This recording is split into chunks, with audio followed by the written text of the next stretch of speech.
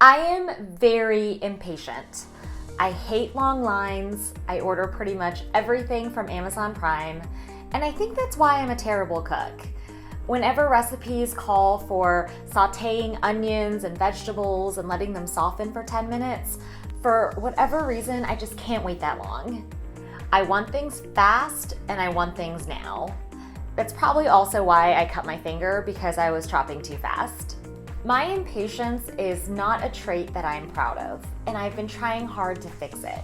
I know that patience is linked to a ton of health benefits, such as decreased depression and increased empathy, compassion, and generosity.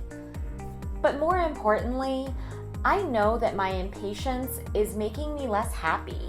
I exercise, I meditate, I try hard to live in the present, but there's always a little part of me that always feels anxious, and I hate that. I decided to do some research on ways to increase your patience, and I wanted to share some of the information and tips that I found most helpful. There are 3 situations that test your patience. First, there's interpersonal. So this is when you're dealing with someone who's making you angry or frustrated or just annoyed. Secondly, there are life setbacks, and that's when you face disappointments or other perceived failures. And lastly, there are the daily inconveniences, like being stuck in traffic. So first, it's important to recognize which of these situations test your patience and what your triggers are. Once you've identified the triggers, then it could be as simple as just changing your lifestyle.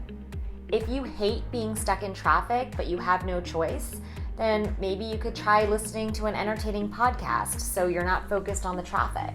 Or if you hate waiting in line, then maybe make it a point to only go shopping during off-peak hours. But the more valuable and long-lasting approach is to identify the trigger and then take a step back so that you can objectively see it for what it is and hopefully reframe it. When you honestly ask yourself, is this situation that I'm currently in that bad? Most of the time, the answer will be no. When I'm stuck behind a frustratingly slow driver, I try to flip the narrative and remind myself that, well, this probably means that I'm not going to get a speeding ticket, and that triggers a bunch of other things that I'm grateful for. But the biggest theme that I learned from all of these articles was that increasing your patience, like so many other habits, is something that we can all work on and improve with consistent practice. I'm going to start by trying to cook more and by treating the entire process of chopping and sautéing and baking as a fun activity that I should savor rather than rush through. If you're impatient like me, then I encourage you to start small, and together we can develop the patience that will help us to enjoy the present and to increase our happiness.